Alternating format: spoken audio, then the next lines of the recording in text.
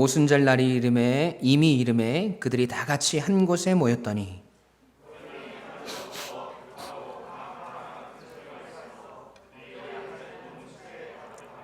마치 불의 혀처럼 갈라지는 것들이 그들에게 보여 각 사람 위에 하나씩 임하여 있더니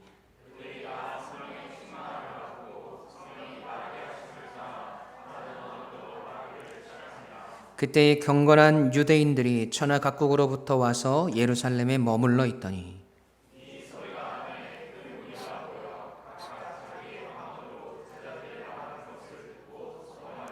다 놀라 신기하게 여겨 이르되 보라 이 말하는 사람들이 다 갈릴리 사람이 아니냐.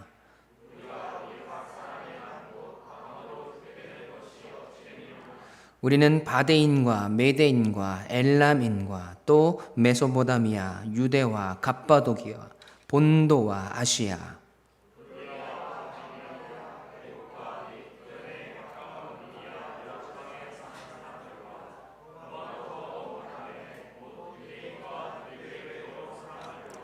그레데인과 아라비아인들이라 우리가 다 우리의 각 언어로 하나님의 큰 일을 말함을 듣는도다 하고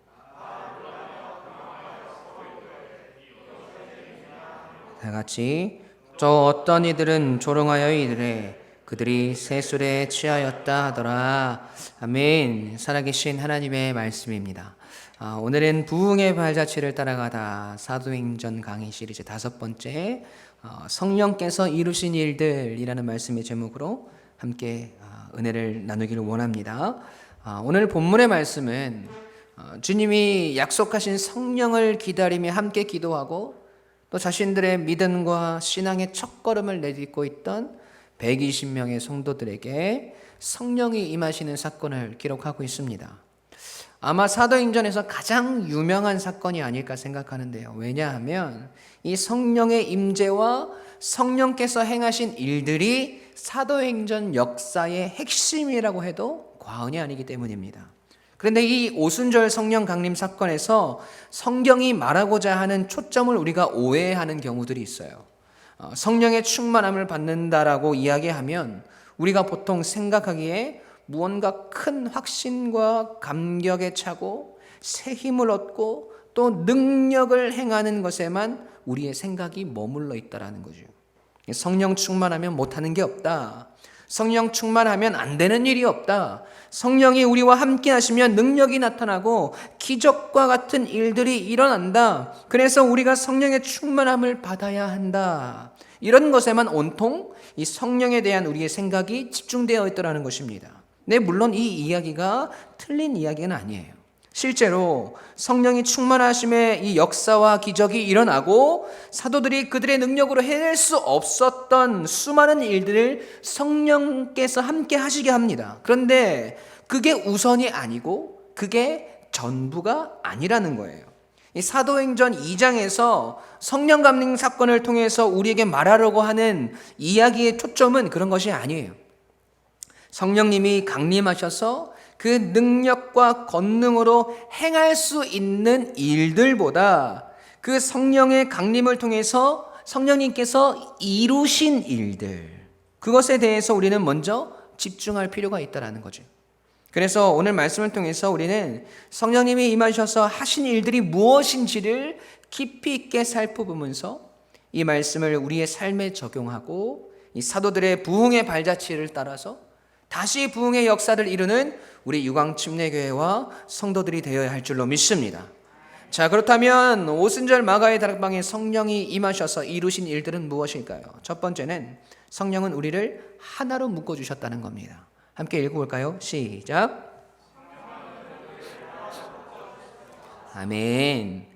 오늘 우리가 읽은 성령께서 강림하신 사건은 주님께서 승천하시면서 제자들에게 기다리라고 하셨던 그 성령님이 피로써 임하신 사건이 아니라 구약 성경에 이미 예언된 말씀이었어요.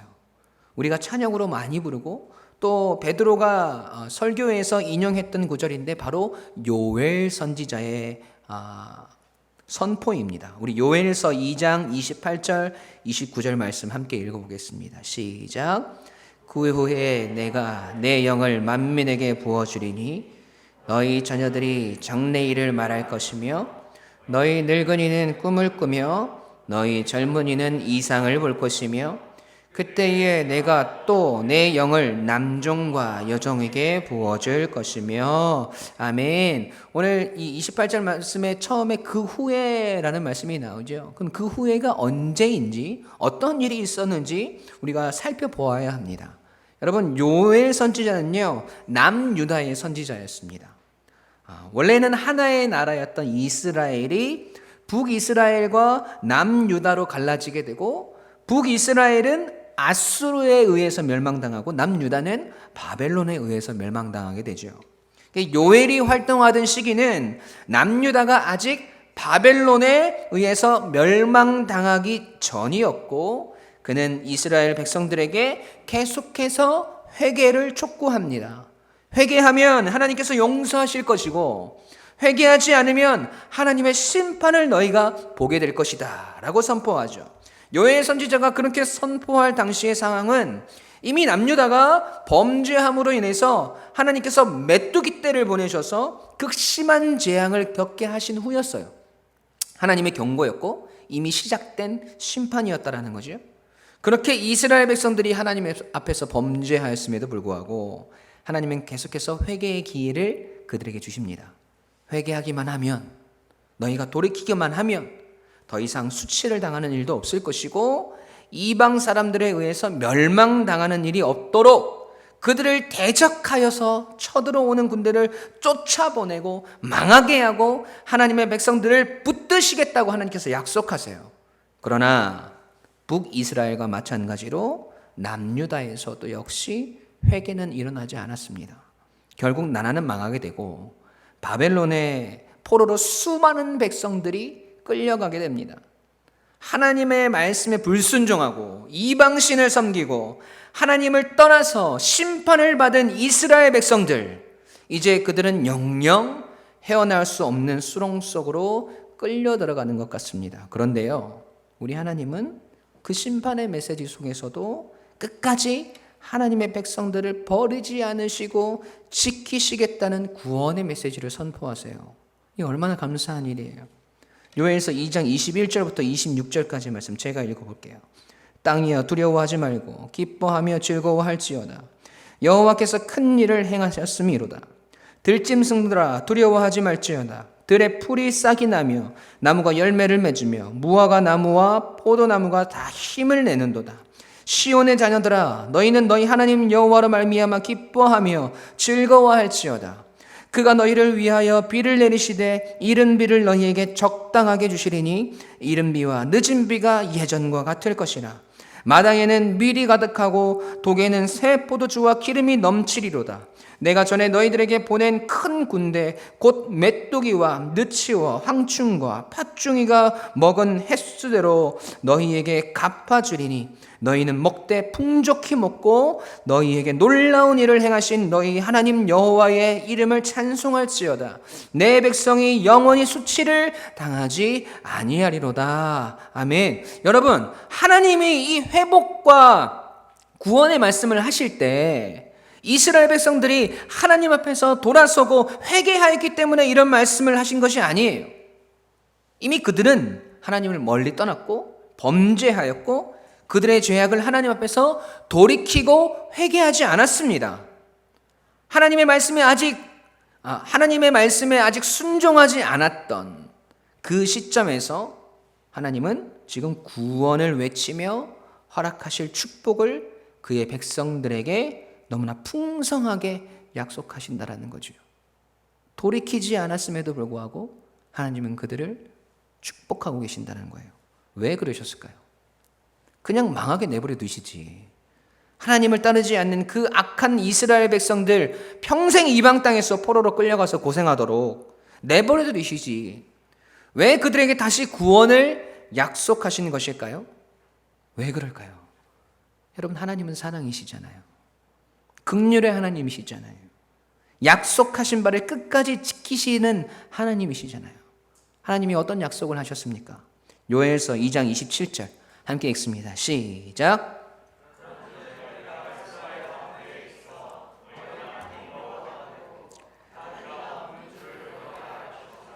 내 백성이 영원히 수치를 당하지 아니하리로다. 아멘. 여러분, 이게 무슨 말씀이에요? 나는 이스라엘의 하나님이다. 그리고 그들은 나의 백성이다. 그러니 나는 내 백성을 망하게 내버려 둘 수 없다. 하나님께서 이렇게 말씀하시는 거죠. 하나님께서 죄인된 우리에게 선언하시고 약속하셨어요. 도저히 가망이 없는 사람들에게 찾아오셔서 그분이 약속하시고 그분이 구원을 이루시고 그분의 축복을 주시겠다고 하십니다. 이것을 우리는 은혜라고 이야기해요. 하나님의 선물이지요. 그 은혜의 약속이, 그 언약이 누구를 통해서 성취되었습니까? 예수 그리스도를 통해서 성취되었잖아요.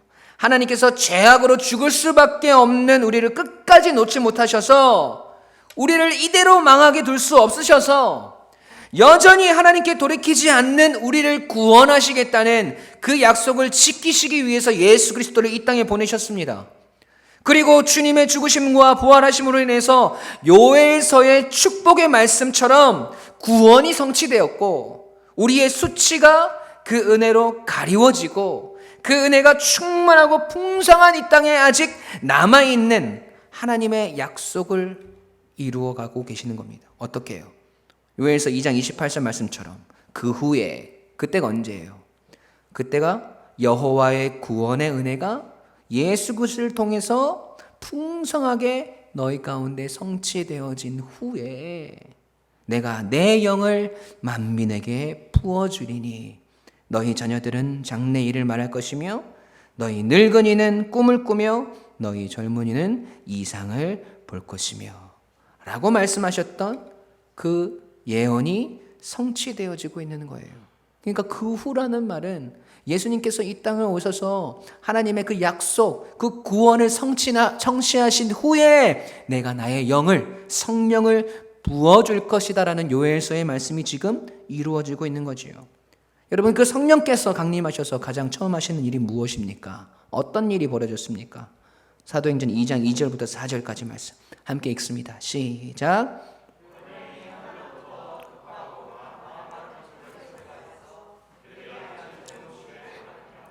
마치 불의 혀처럼 갈라지는 것들이 그들에게 보여 각 사람 위에 하나씩 임하여 있더니 그들이 다 성령의 충만함을 받고 성령이 말하게 하심을 따라 다른 언어들로 말하기를 시작하니라. 아멘. 함께 모여있던 사람들이 성령의 충만함을 받고 성령의 말하게 하심을 따라 다른 언어로 말하기 시작했습니다. 우리는 이것을 방언이라고 이야기를 하죠. 방언으로 그들이 말하기 시작했다는 거예요. 그런데 여러분, 성경에는 두 가지 방언이 있어요. 첫 번째 방언은 신령한 언어 차원에서의 방언이에요. 하나님과 자기와의 깊은 기도를 통해서 주시는 하나님의 독특한 은사입니다. 이 방언은 통변의 은사가 반드시 있어야죠. 통역이 반드시 있어야 이해가 되는 방언이에요. 우리 가운데도 방언하는 분들이 계시지요. 근데 이것은 다른 사람들이 전혀 알아들을 수 없어요. 그러나 이 사도행전 오순절날 임한 이 성령의 역사로 인해서 생겨난 방언은 조금 다른 차원입니다. 표현된 그대로 다른 나라의 언어였어요. Another language였다는 거죠. 오늘 본문 5절에서 8절까지 말씀 보세요. 그때에 경건한 유대인들이 천하 각국으로부터 와서 예루살렘에 머물러 있더니 이 소리가 나매 큰 무리가 모여 각각 자기의 방언으로 제자들이 말하는 것을 듣고 소동하여 다 놀라 신기하게 여기리되 보라, 이 말하는 사람들이 다 갈릴리 사람이 아니냐? 우리가 우리 각 사람이 난 곳 방언으로 듣게 되는 것이 어찌 됨이냐? 여러분, 성령이 임하셔서 사람들이 방언으로 말하기 시작하니까 그 소리를 듣고 많은 사람들이 모여듭니다. 사람들이 모여서 막 뭔가를 얘기하는데 이 사람들이 어떻게 알아듣는 거예요? 자기 나라 말로 알아듣고 있는 겁니다. 이 말이 무슨 말이냐면요, 나는 한국말로 설교하고 있는데 여기 세계 각국에서 모여든 사람들이 자기 나라 말로 알아들었다는 이야기예요. 그것을 확인할 수 있는 내용이 이후에 베드로가 예수 그리스도의 죽으심과 부활에 대해서 수많은 사람들에게, 거기에 모여든 각국에서 모여든 그 사람들에게 설교하는 장면이 나오지요. 그 설교를 듣고 거기에 모인 모든 사람들이 마음이 찔렸다고 이야기를 하거든요. 그 말을 이해했다는 거예요. 베드로가 거기 모인 수많은 나라의 사람들의 말로 다 이야기한 것이 아니라 성령의 충만함을 받고 담대하게 복음을 선포하는데 거기 모인 각국의 사람들에게 자신의 언어로 들려졌다라는 겁니다. 이것이 성령의 첫 번째 역사였고 성령께서 이루신 일이에요. 오순절에 나타난 방언의 역사의 목적은 그들로 하여금 복음을 듣고 회개하여 하나님의 자녀로서 그들이 변화하고 그들을 제자 삼기 위함이었다라는 것이죠. 예루살렘과 온 유대와 사마리아와 땅끝까지 이르러 주님의 증인이 되는 그 일들이 성령 안에서 지금 성취되고 있는 거예요. 여러분, 여기서 한 가지 질문을 드리겠습니다.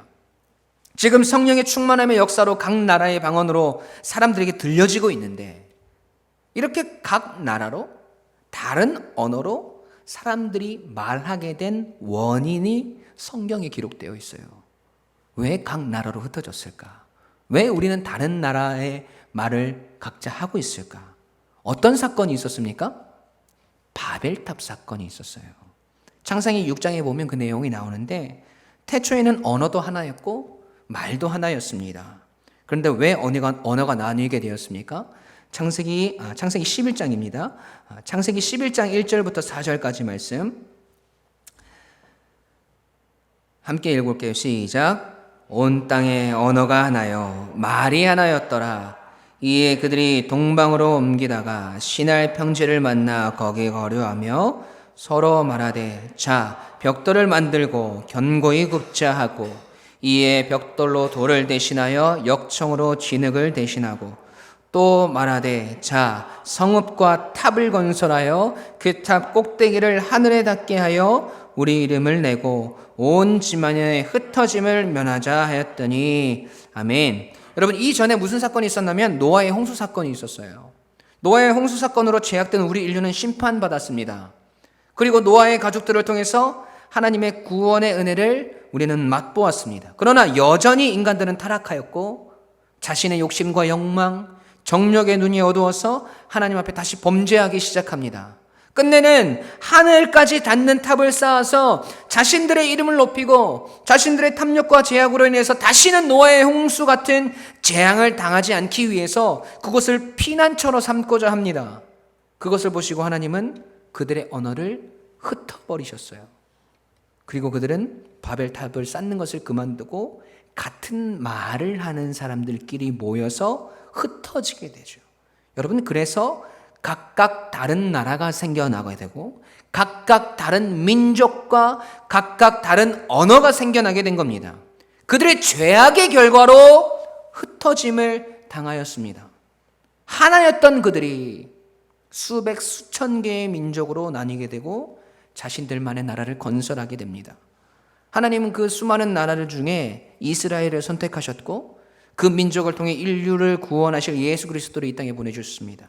그리고 지금 예수 그리스도의 십자가의 죽으심과 부활과 구원의 성취의 내용을 담고 있는 복음이 성령의 역사로 말미암아 온 세상 사람들에게 지금 들려지고 있는 거예요.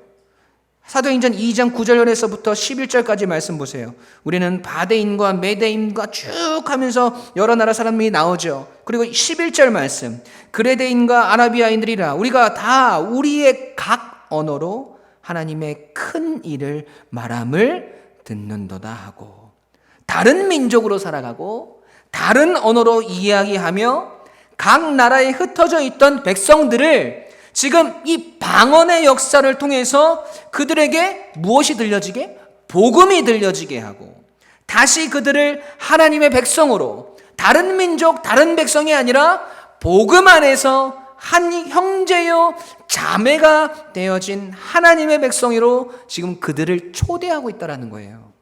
이것이 성령 강림의 첫 번째 역사였고 우리에게 주신 하나님의 뜻입니다. 여러분, 우리도 이방인들이었다는 거예요. 하나님을 모르는 사람이었고 하나님을 떠났던 사람들이었습니다. 그러나 오순절날 임한 성령의 충만하신 역사를 통해 복음을 통해서 하나님의 백성으로 초대되어진 그 역사가 오늘날 우리에게도 임한 것입니다. 여러분, 이처럼 성령은 우리로 하여금 복음을 듣게 만들고 복음과 하나 되게 만듭니다. 하나님과 예수 그리스도와 하나 되는 길을 열어주시는 것이 성령의 역사라는 거예요. 그래서 우리는 날마다 성령을 간구해야 돼요. 이것이 오늘을 사는 성도의 모습이어야 하며 우리 교회의 모습이어야 합니다. 여러분, 이 세상을 살아가면서 우리가 복음과 멀어지고 하나님과 멀어지려고 하는 일들이 얼마나 많이 있습니까? 그런데 그 멀어진 하나님과의 관계를 연결해주는 유일한 연결고리가 되어주시고 우리를 다시 하나님의 품으로 예수 그리스도의 복음으로 초대하고 그 복음을 듣게 하시는 분이 성령님이라는 거예요. 그래서 우리는 이 성령님을 붙들어야 합니다. 날마다 나의 삶 가운데 바벨탑을 쌓을 때의 사람들처럼 우리의 이름을 내고 나 살 길을 찾아서 열심히 뛰는 그런 인생이 아니라, 그래서 결국 하나님과 멀어지고 흩어짐을 당하는 인생이 아니라 그 흩어져 있던 인생들을 성령의 역사를 통해서, 복음의 역사를 통해서 다시 하나의 복음을 듣게 하는 백성으로, 하나의 백성으로 이끄시는 성령님을 날마다 의지해야 할 줄로 믿습니다. 성령의 충만한 임재 가운데 우리를 통해 그러한 하나됨의 역사가 이루어지고 복음의 역사를 이루는 증인으로 살아가게 하실 것을 확신합니다. 저는 우리 유광침례교회의 모든 가족들이 이런 증인이 되었으면 좋겠습니다. 여러분이 서는 곳마다, 여러분이 가는 곳마다 오순절에 역사하셨던 성령의 하나됨의 역사가 일어나고 흩어져 있던 민족들이, 다른 말을 하던 각계각층의 죄인들이 이제 성령 안에서, 복음 안에서 하나의 복음을 듣게 되고 예수 그리스도를 만나게 되고 하나의 가족으로, 하나의 민족으로 그렇게 이루어지는, 수많은 사람들이 하나님께로 돌아오게 되는, 성령께서 이루신 일들이 여러분의 삶 가운데 이루어지는 그런 복된 여러분 되시길 주님의 이름으로 간절히 축원합니다. 아멘. 두 번째로, 성령은 우리의 오늘을 증인으로 살아가게 합니다. 함께 읽어볼까요? 시작. 아멘. 오늘 본문에서 성령의 역사가 일어나고 사람들이 방언을 말하기 시작하고 신약의 교회가 성령의 역사하심을 통해 복음으로 지금 하나 되어지고 그 하나됨 속에서 이제 사도들은 복음의 증인으로서 첫 걸음을 내딛고 있습니다. 자, 여기서 우리가 조금 깊이 있게 생각해 보도록 하죠. 어중이 떠중이였던 예수님의 제자들이 지금 위대한 복음의 역사의 증인으로서 살아갈 수 있는 원동력이 어디에서부터 왔습니까? 그들에게 무엇이 임했기 때문에? 네, 성령님이 임했기 때문이죠. 그런데 성령님의 충만함을 받았다고 해서 사람들에게 비춰지는 그들의 모습이 막 확연하게 차이가 났을까요?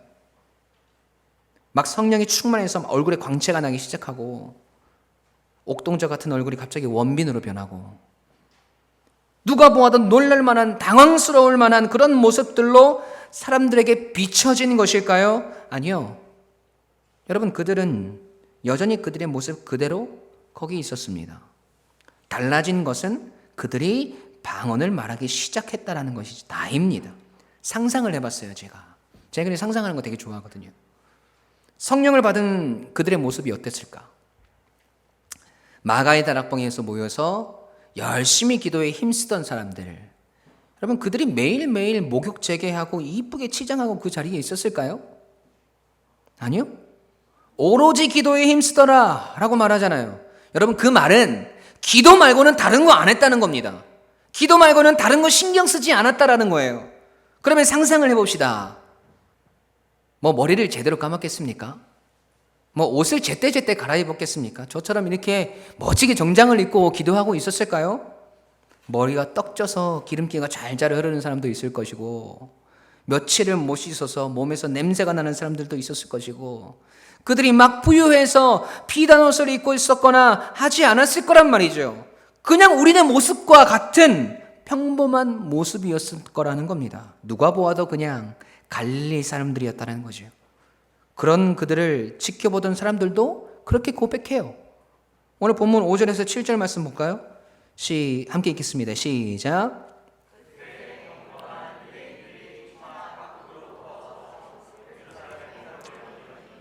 이 소리가 나매 큰 무리가 모여 각각 자기 방언으로 제자들이 말하는 것을 듣고 소동하여 다 놀라 신기하게 여겨 이르되 보라 이 말을 하는 사람들이 다 갈릴리 사람이 아니냐. 여러분 여기서 갈릴리 사람이 아니야 라는 말 속에는 이 사람들이 우리랑 다른 나라 사람들이 아닌가, 그런데 왜 우리나라 말을 하고 있지?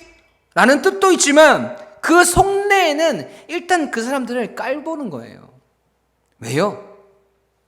그들을 지켜보고 있던 사람들이 어떤 사람들이었습니까? 제자들을, 사도들을 지켜보고 있던 사람들이 어떤 사람들이었어요? 5절 말씀에 보면 그들이 경건한 유대인들이었다고 나와 있습니다. 여러분 그 당시 유대인들은요, 그들만이 선택받은 하나님의 백성이라고 생각했습니다. 자신들의 경건함을 내세우며 다른 사람들을 무시했던 사람들이에요. 나사렛이라는 작은 동네 출신인 예수님을 믿지 않았어요. 배척하였어요. 또 부활도 믿지 않았습니다. 하물며 갈릴리 바닷가에서 물고기나 잡고 있던 변두리 사람들이 눈에 들어올 리가 없었습니다.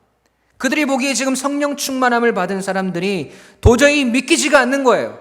딱 봐도 갈릴리 사람들이거든요.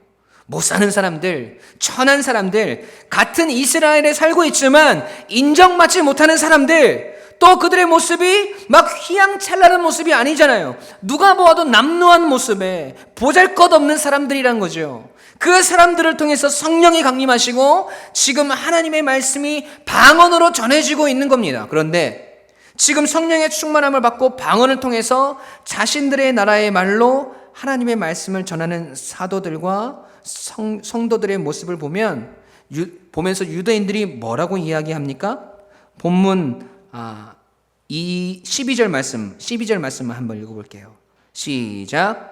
다 놀라며 당황하여 서로 이르되 이 어찌된 일이냐 하며 11절 말씀을 한번 더 읽어볼게요. 시작. 그레데인과 아라비아인들이라 우리가 다 우리의 각 언어로 무슨 일? 하나님의 큰 일을 말함을 듣는도다 하고, 그리고 다 놀라며 당황하며 이 어찌된 일이냐 한다는 거죠.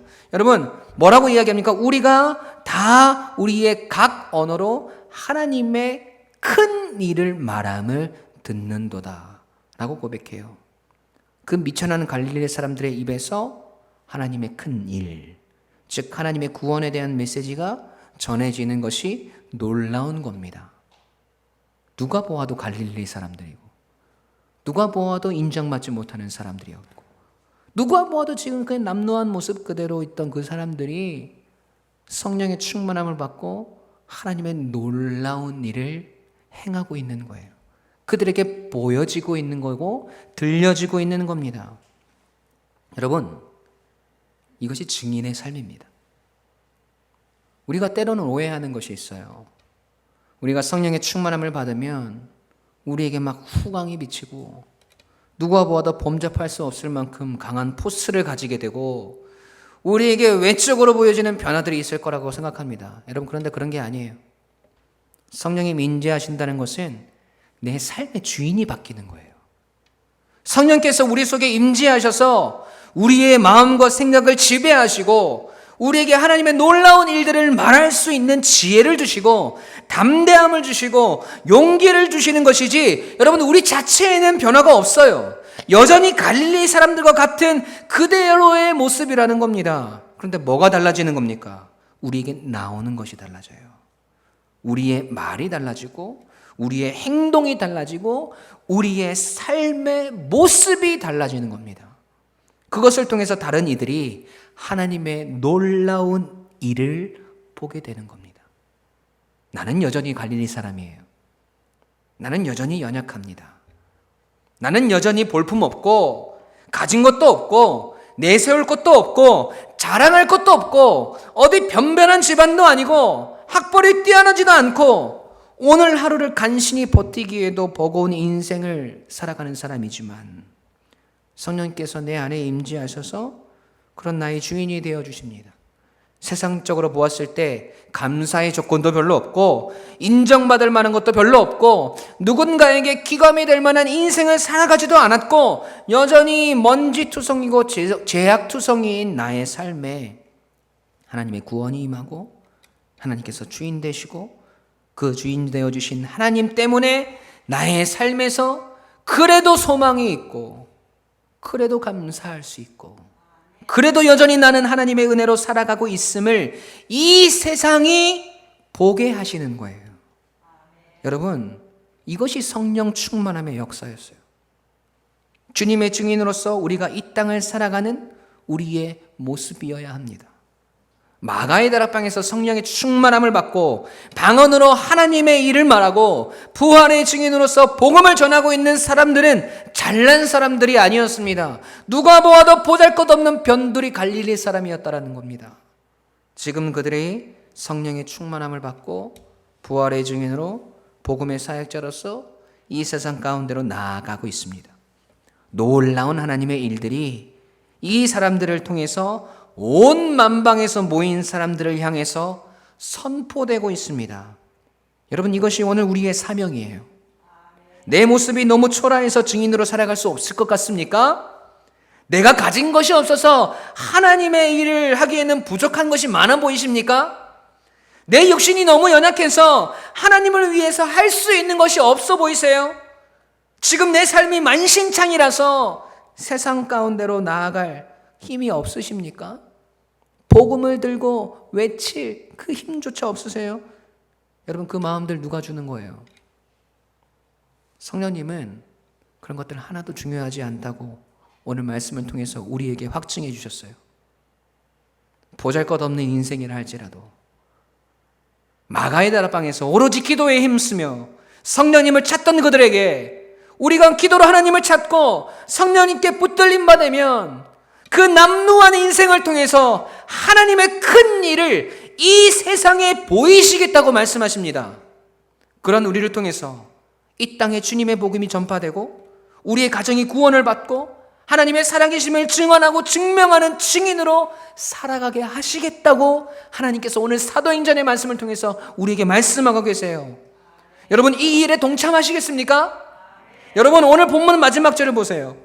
또 어떤 이들이 조롱하여 이들의 그들이 새 술에 취하였다 하더라. 여러분, 이처럼 수많은 조롱의 소리들이 우리에게 들려질 수 있습니다. 우리를 비웃는 이 세상의 악함을 마주대해도 어떤 고난과 역경이 우리에게 와도 여러분 끝까지 주님의 증인으로서 이 세상을 살아가시길 바랍니다. 여러분 함께 결단하시지요. 그렇게 결단하며 나아갈 때 오늘 사도행전의 성령의 역사는 나의 삶의 역사가 되고 내 인생 가운데 실제로 경험되어지는 은혜의 역사가 되리라 확신합니다. 이 증인의 삶을 여러분 사도 바울이 고린도 후서에서 너무나 정확하게 기록해 두었어요. 이 말씀을 마지막으로 오늘 묵상하면서 오늘 말씀을 마무리하려고 합니다. 고린도 후서 4장 5절에서 10절까지의 말씀입니다. 함께 읽겠습니다. 시작.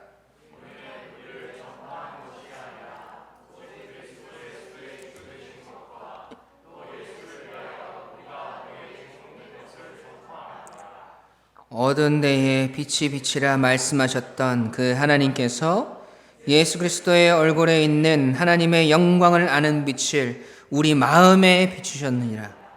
우리가 이 보배를 질그릇에 가졌으니 이는 심히 큰 능력은 하나님께 있고 우리에게 있지 아니함을 알게 하려 함이라. 우리가 사방으로 우겨쌈을 당하여도 쌓이지 아니하며 답답한 일을 당하여도 낙심하지 아니하며 박해를 받아도 버림받지 아니하며 거꾸로뜨림을 당하여도 망하지 아니하고 우리가 항상 예수의 죽음을 몸에 짊어짐은 예수의 생명이 또한 우리 몸에 나타나게 하려 함이라. 아멘. 지금 여러분의 각자의 인생이 어떠한 상황 가운데 놓여 있든지 지금의 그 삶이 부활의 증인으로서 하나님의 놀라운 일들을 나타내기에 가장 적절한 때인 것을 여러분 잊지 마십시오. 하나님께서 내가 능력 주시면 내가 일을 하겠다고요? 내 상황이 조금 더 나아지면 내가 증인으로 살아가겠다고요? 내 형편이 조금 더 괜찮아지면 내가 교회에 충성하겠다고요? 여러분, 그러다가 이스라엘은 망했어요. 그렇게 하나님 앞에 돌아서지 않고 자신의 인생을 살아가다가 그들은 망했습니다. 여러분, 오늘 하나님께서 우리에게 말씀하세요. 지금이야. 지금 너희가 증인으로 살아갈 때야. 너희의 능력, 너희의 형편, 너희의 상황, 그런 것들 나는 하나도 중요하지 않아. 사방으로 우겨쌈을 당하여도, 답답한 일을 당하여도, 때론 박해를 받고 버림받고 거꾸러뜨림을 당하여도, 누가 보아도 갈릴리 사람 같아 보여도, 비천한 모습들로 이 세상에 던져진다 할지라도 결국 하나님은 우리와 함께 하시고 우리를 지키실 것이라고 말씀하십니다. 그런 우리를 통해서 우리를 들어 부활의 증인으로 사용하실 줄로 믿습니다. 우리의 생명이 우리의 몸에 나타나게 하셔서, 예수의 생명이 우리의 몸에 나타나게 하셔서 그 증거를 이 세상에 보이실 것입니다. 그래서 결국 부활의 증인으로, 복음의 증인으로 하나님의 살아계심을 나타내고 증거하는 성령의 사람으로 살아가게 하실 것을 믿습니다. 그래서 여러분을 통해서 여러분의 지금의 삶의 자리가, 우리의 인생이 걸어가는 그 길이, 우리의 가정이 성령이 이루신 복음으로 우리를 하나 되게 하심과 성령의 역사가 나타나는 은혜의 자리가 되게 하실 줄로 믿습니다. 그 은혜 속에서 오늘을 살아가시는, 오늘을 성령의 충만함을 이루어내시는, 지금 그 자리에서 증인의 삶으로 한 발짝 걸음을 내딛으시는 아름다운 귀한 성령의 사람이 되시게 주님의 이름으로 간절히 축원합니다. 아멘.